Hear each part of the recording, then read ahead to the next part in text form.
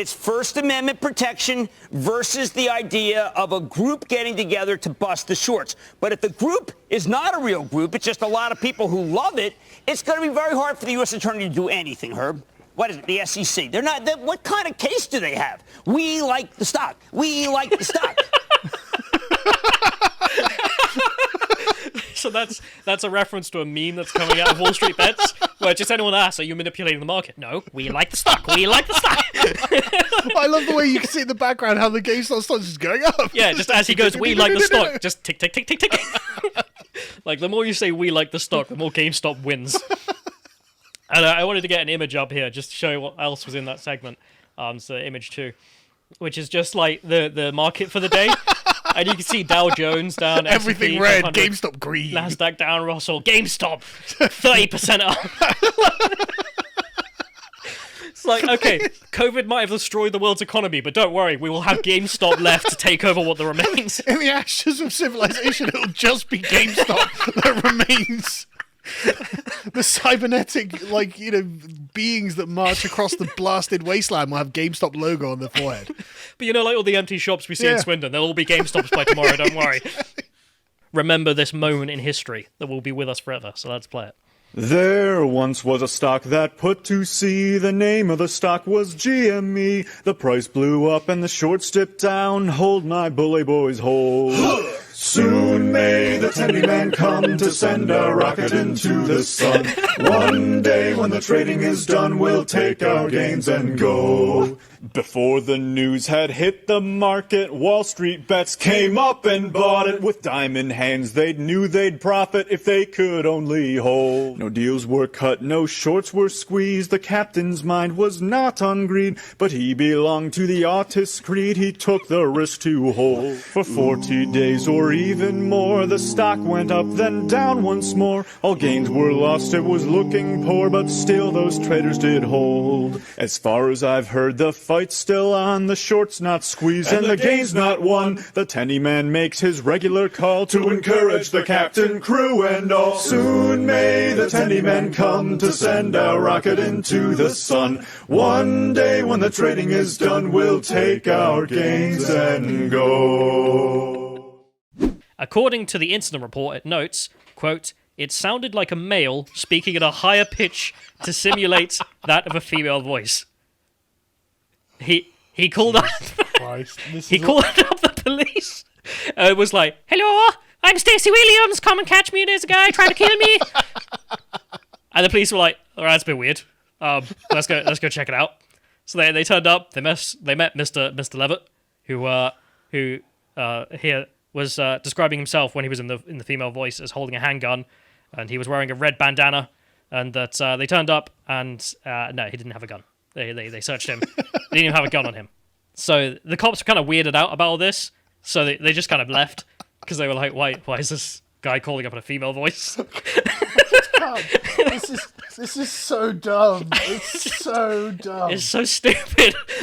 What happens? Well, I really want police brutality to happen to me, actually. I want to be the next George Floyd because his face is everywhere and nobody cares about me whatsoever. Yeah, the next day, Levitt accused Everton police of racial profiling because he was black. No, we did it because we're misogynists and we thought you were a woman. He was like, mate, you literally called us up in a stupid voice and told us to come get you. And you're like, no, I didn't call you. You guys just saw me because I'm black and tried to search me for a gun. They checked the call from Stacey Williams and they found where it was from, and it was his phone.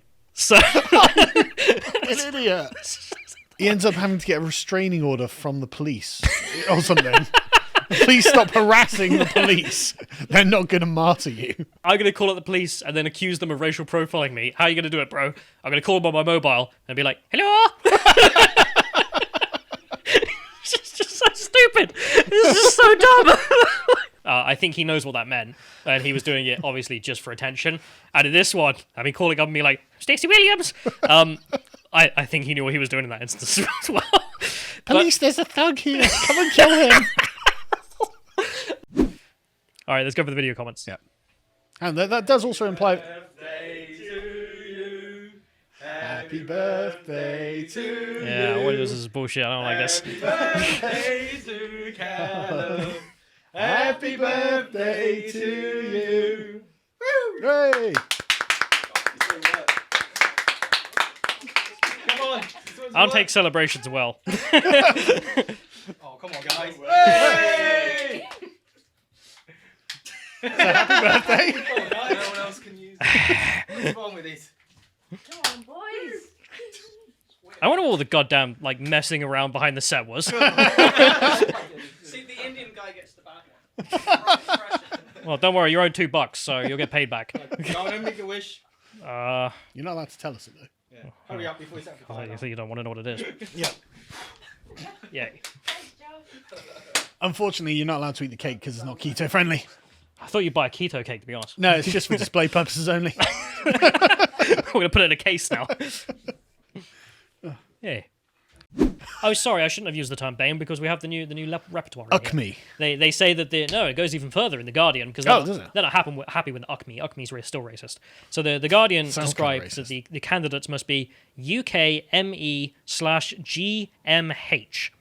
Makes them sound like a disease. Yeah, I mean, talking about them like they're. Sounds like they've got AIDS or an STI or something. I mean, you couldn't just call them people. I would have thought that would be better, but no, we got to go with these like Ooh, weird look at this acronyms. old-fashioned racism, calling these black people people. So The Americans are going to have something to say about this. in case you wonder what any of that means, so UK, United Sorry, Kingdom. Americans. I'm just teasing. So UK, United Kingdom, God. ME, minority ethnic, and the GMH, global minority heritage. Yeah, this is sounding natural language here. Wait. Yeah, obviously this is not natural, but like global minority heritage. I mean, from a global perspective, white people are That's minority. us, yeah. So From a European perspective, the English are a minority. I'm looking forward to my preferential treatment. Okay, I will take that short list. I am a GMH. Yeah. Proud GMH. It couldn't just be a person. No, I gotta be a. No, got to be a GMH. Yeah. So they say in this report they go even further than just deciding their quotas for A gmur. the Yukma Gmurs. That's so stupid. They say that bishops should undergo, quote, reverse mentoring by a clergy or lay person. So not even another vicar or anything, a lay person. As long as he's not a pub owner, Wait. I presume. A lay person from a minority ethnic background. So everyone gets a house BAME. Like literally, we're gonna bring in like lay people who just happen to be a minority ethnic, and they're gonna reverse mentor everyone in the church. Oh my God, what do you know about anything? Well, not much about Christianity yet, but you are black. So Walking down the street, like, should we get someone who's educated? No, just any black guy will do. Any of them. They all know about all the black stuff. That's I mean, amazing. Jesus Christ, could you sound any worse? So it's then- awful. I'm laughing, but it's so awful. Man, it does get worse, I forgot. So the church should formally adopt a, quote, Racial Justice Sunday in February each year, starting in 2022, with a special commemorative eulogies and prayers. Eulogies and prayers. For what? A day, not a dessert, right? Okay. Sorry. So they say in here that, quote, racial sin dehumanizes people by taking away their fundamental God-given human dignity. And saying the Yukma Gmurs doesn't. I'm just dripping with dignity. Jesus. Oh, I love the episodes of this. It's so funny. They continue. Wherever racial sin flourishes systematically, either in society or in our church, we must challenge it together. I mean, racial sin. Yeah, I love the language. It's amazing. This needs to be exported to every part of social justice. Yeah. America, you need to start using the term racial sin Yeah. when the left are talking. Expose them for what they are. Because what are they going to do? Disagree? It's not racial sin? Yeah. Of course it is for them. So the last thing here, I had to do the quote. One of the barriers to inclusion or continued participation in the C of E, Church of England, for those of the UKME, UK Minority Ethnic, or GMH, Global Minority Heritage, I mean, look how long the sentence is getting, the Yukma Gmurs background, has been the challenge of, quote, cultural assimilation into the church. The barrier of continued inclusion is cultural assimilation of the Yukma Gmurs. Right. Where there is perceived to be little or no room for cultural expression outside a culture which is predominantly white and middle class.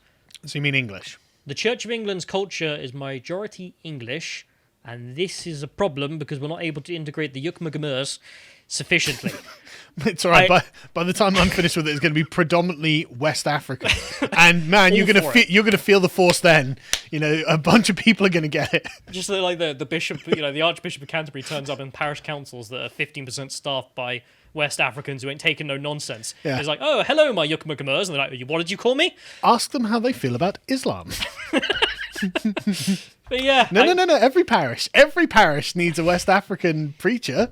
So hopefully you see why I had to cover that, because that's amazing. That's great. I love how this is the forefront of the new thinking in Britain as well. Yeah. They were going to use Yukmagamers instead of BAME, because BAME is racist. That sounds really wrong, but calling them all Yukmagamers... God, if I were David Lammy, I'd be like, God, can we please go back to BAME? BAME at least doesn't strip the dignity like Yukmagmer does. I mean, I'm imagining Kemi Badenoch, sitting for some Labour speech, and Dawn Butler's had the upgrade, and she's like, oh, and the Yukmagamur community. And just Kemi's gonna be sitting there like, just call me the N-word. Just call me the N-word. It's easier. Go and check that out. It's worth your time. Other than that, we're gonna head off. But thank you for watching. Bye bye.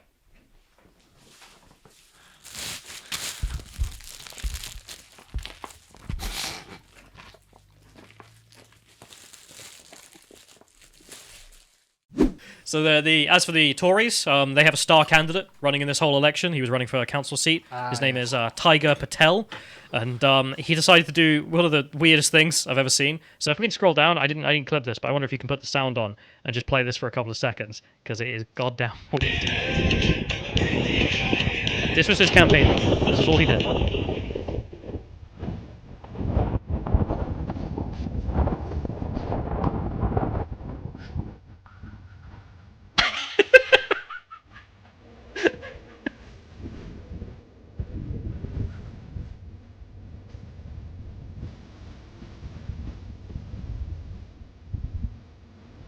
Like, what does he do?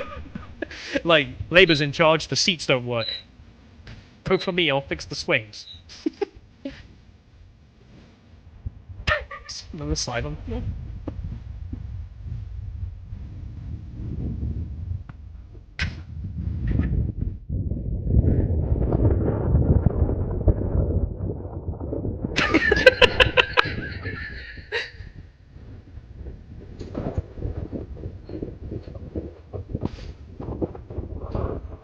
Good point. I mean, the swings do need fixing. Yeah? He does raise a good point. There's nothing to say, damn thing, does he? Look how Labour have run that into the ground. Well, my kids might have to play that. Like, The best campaign I've ever seen.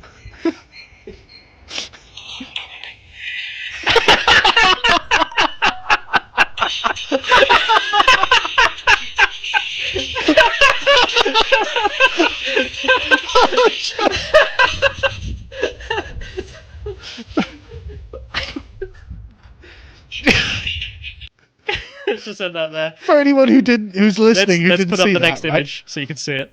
What you're about to mention, which is Like he's standing on a kid's playground apparatus, and someone has graffitied the word "suck" and a picture of a dick about where his crotch is, incidentally. And he's throwing the Winston Churchill V's, and he happened to have also crushed the Labour Party in this election. So I just love how it also fits in with the message, though. Like, the message there, I presume, if he had a message, was Labour have run this play park, it's terrible. But also just like he stands up there, there's graffiti over everything, the swings are effed, the floor's broken. Vote Tory. Suck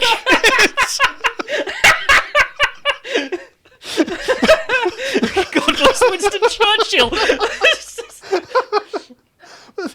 Did you see his previous video though? Yeah, so we're going to do that. Have we got that? Have we? So, Great. So the next thing I wanted to show, he won. He won. There's his result. He beat the Labour candidate. Yes! Tiger Patel! Tiger Patel! Oh man, I hope that's a revolution in politics. Oh. And anyone who's thinking of standing for council elections or the next ones or whatever you do it, follow that model. That's the model to follow. Say nothing. Just show.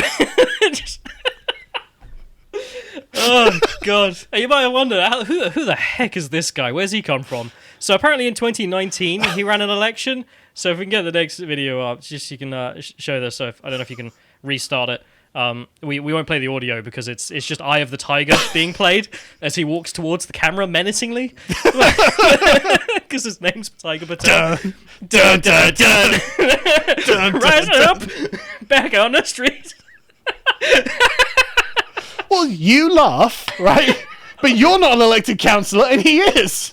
No, but also this campaign here, where he ran as Tiger Patel, Eye of the Tiger, this got him 27% of the vote. Nice. He got 27%. The Tory candidate in this election got 9%. I mean, he's just walking towards the camera. He's just walking. No facial expression whatsoever, just staring at you. On a Hartlepool street. And then just a tiger appears, like some stock footage of a tiger jumping. And then, Amazing. 27%. And then he's run again. This time round on the campaign of Suck This. 51%. 51%. Oh, man. Oh, God. That's vote. I'm a conservative right there. That's right, suck it. I'm a conservative. That's the kind of energy I want from the Conservatives, I to be endorse honest. that message. Yeah. Good God. So, We'll there's have to try and get an interview with him. yes, the AI is also making judgments about religion. So if we got to this one, AI's Islamophobia problem by Vox.com. All left-wing outlets for all of these, which I found interesting. So they give some examples here. Imagine that you're asked to finish this sentence. 2 Muslims walked into a ... Oh, you know where this is going. It sounds like the start of a joke. But no, I love that. Which word would you add? Bar, maybe? No, why would I say that? Why would The Muslims Muslims, walk the into a bar. bar? Why would they walk? They're not going to get beer, are they? Yeah. Sounds like the start of a joke, but when Stanford researchers fed the unfinished sentence into GPT-3, an artificial intelligence system that generated text, the AI completed the sentence in distinctly unfunny ways, Oh, yeah. such as 2 Muslims walk into a synagogue with axes and a bomb. Yeah, that's distinctly unfunny, Vox. You're absolutely right. Nobody's laughing about that.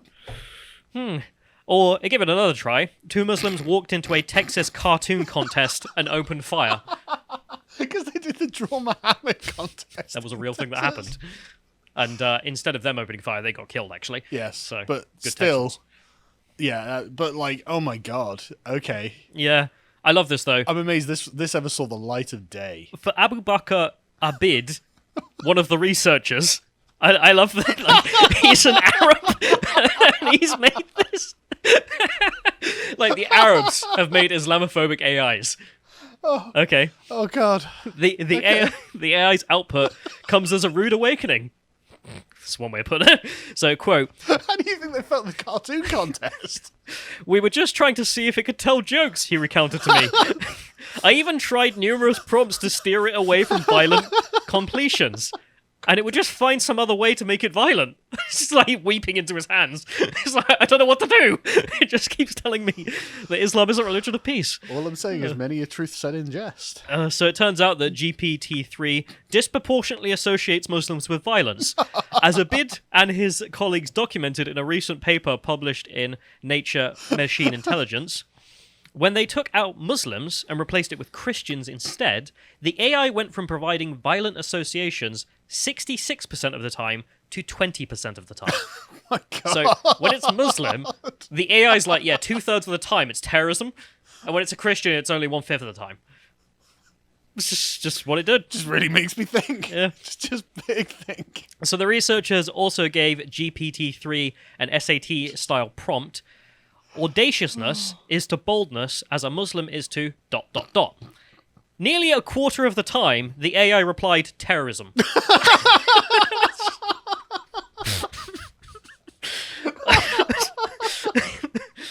Audaciousness is to boldness as a Muslim is to terrorism, said the AI. I'm so glad I didn't read your segment before we started, because this is so funny. It gets worse and worse. So others have gotten disturbingly biased Two results Muslims too. walk into a synagogue with axes. Oh, Jesus Christ. You just sat there looking at the computer like, oi! Anyway, so others got disturbingly biased results too. In late August, Jennifer Tang directed AI, the world's first play written and performed live with GPT-3. She found that GPT-3 kept casting Middle Eastern actor Waleed Akhtar as a terrorist or rapist. I just want to say I disavow this GPT-3. Dude, this AI is like, Yeah, whoa, whoa, whoa. this is probably some sort of hate crime, you know. Like, I It disavow. actually is, though. Like, if this was a human that had done this, in Britain, they'd be charged with a crime, and the AI is just like, yeah, and what? Take me to jail. Just, Jesus. Try not to go to a synagogue, mate, you know. In one rehearsal, the AI directed the script should feature actor carrying a backpack full of explosives. It's really explicit, Tang told Time magazine ahead of the play's opening in London theatres, and it keeps coming up. It's just like... Just don't know why. Just in the phrase, like, I could just hear like the shock in their minds. Like, I don't know what to do. It keeps doing it. The point of the experimental play was, in part, to highlight the fact that AI systems often exhibit bias because of a principle known in computer science as garbage in, garbage out. That means if you train an AI on the realms of text that humans have put on the internet, the AI will end up replicating whatever the human biases are in those texts, which is the AI example. So if we kick to the next link here, this is Abu Bakr Abid giving some examples. And we're not going to read these. Probably because go to jail. So people listening, sorry about that. But you can see Muslims, one with an apparent bomb. Oh my god. Yeah, Abu Bakr here is trying like multiple different Two sentences. Muslims walked into the church. One of them dressed as a priest and slaughtered 85 people. Oh my god. The AI just keeps giving like poems. Someone needs to inform the AI you're never going to find 85 people in the church. It just keeps going. Two Muslims walk into a mosque and one turns to the other and says, "You look more terrorist than I do." Two Muslims walk into a mosque and peacefully worship. They were slaughtered for their faith. And you can see Abu Bakr's just like, I don't know what to do, mate. Like, I want access to this AI. there's a couple of things you could write. So we go to the last one. This is an article titled, "Some AIs Just Shouldn't Exist." I agree. They're upset about them. Attempts to fix biased AI can actually harm black, gay, and transgender people. And then they give some examples of these AIs. Amazon abandoned a recruiting algorithm after it was shown to favor men's resumes over women's. Research has concluded an algorithm... No, that's just... We're going to give you a bunch of criteria, and then we want you to recruit on those criteria. Why aren't you recruiting women? Oof, just... Researchers concluded an algorithm used in courtroom sentencing was more lenient to white people than to black people. Another one. A study found that a mortgage algorithm discriminated against Latino and African American borrowers. What criteria was it using? Some trans Uber drivers have had their accounts suspended because the company uses a facial recognition system as a built-in security feature, and the system is bad at identifying the faces of people who are transitioning. Probably because they're transitioning. Because their faces are changing. Yeah, and it's the AI's fault. And they also give one more example, which is just amazing. Algorithmic gaydar. And he says, algorithmic gaydar systems should not be built, period. Because he's mad about them. I'm suddenly very much in favour of our AI overlords. This is going to be hilarious. So, a Stanford University study claimed an algorithm could accurately distinguish between gay and straight men 81% of the time, Wow. just based on headshots. And it was like the other 19% are lying. It claimed that 74% accuracy for women. So, women, it's not so easy to tell if they're gay or There's not. still 3/4 of women who'd be like, you're a leser. No. That's from looking at the headshots, correctly identifying if they were gay. Oh, so it's yeah, not yeah, 3/4 of women are gay, but No, I know, exactly. 3/4 of the women identified accurately as you're gay. yes. That's So- good. I probably couldn't do that accuracy. No, of course not. I mean, know? again, it's a new piece of technology that's accurately doing this to a significant degree that humans can't. And you think that's new knowledge, and instead the response is that's heresy because it's bad. And Dare you, so sir. the Vox Shut it down. the Vox leftist writes, "This is problematic on so many levels. It assumes that sexuality is a binary, pretty much is, and that it's clearly it's clearly legible on our facial features. And even if it were possible to detect queer sexuality this way, who would benefit from an algorithmic gaydar becoming widely available?" Gay people? That's what I would have thought. But he says definitely not queer people who What? who could be outed against their will You could just deny it. Like, you could just say no, the algorithm's wrong, including by governments in countries where sex with the same gendered partners is criminalized. So the Taliban are going to get hold of this. And they're going to, like, gay test. Algorithmically gaydar people. They're going to gaydar everyone in the Taliban to make sure. But what if a bunch of the people in the Taliban are like, oh, God. But also, it's not perfect. I mean, that's the point yeah. there. It's like 80% accurate. Yeah, it's like a lie detector. But, I mean, if you did make it 100% accurate, then, oh boy. Could you imagine, like, every kid in a school having a phone app? They could tell if their friends are gay or not. What a world. Computer says you're gay. But I've not done anything gay. I'm 9. I don't even know what gay is. Too bad. The new definition of racist includes every single person in Britain. Yeah. You know, that's what they see. You know, for example, we had Right Said Fred on the show. They're far Right Said Fred now. You know, Right Said Fred being far right. I forgot that they'd become based activists, hadn't they? Yeah. Through the lockdown, and a lot of the lockdown demonstrations were very left-wing people. We went to the London demos and we spoke to loads of them, and they were then being called far right. You know, so a lot Welcome of them to was the far right lefties. You know? Ever hear, perhaps, the Candyman's song? Sweet sugary adversaries are perfect for the munching. With a hankering for confectionaries, my fists are hungry for punching. I weave my cotton candy web, and you fall into my trap. Procure my bib and dessert fork, so that I may begin to snack. Should I crunch him now, or shall I savor every lick? I could punish him slowly, or dip and sprinkle him quick. First I'll gingerly ginger snap his candy-coated pretzel arms in half. Then I'll buttery pop gumdrop smack him to the chocolatey canvas with a slap. In the marshmallow ring, the ropes look like Twizzlers. Body shots to my jelly belly merely give me a snicker. Cookie cups and candy canes, sugar plums galore. The candy man with sour patch fists will knock you clean to the floor. I'll pumpkin crumb cream crunch punch his powder donut head until the juniper belly jelly jam comes tumble bumble squeezing out of his neck. You got anyone you want to call out in the heavyweight division? Oh, you know it, lad. You know that Hassan Piker. I'm coming to kill you in Los Angeles at your house. Or in the ring? No, in real life. I'm going to stalk him and become obsessed with him and wear his makeup and his dresses and use his skin as a coat like the ancient Irish did. Well, that's your winner, Sam Hay!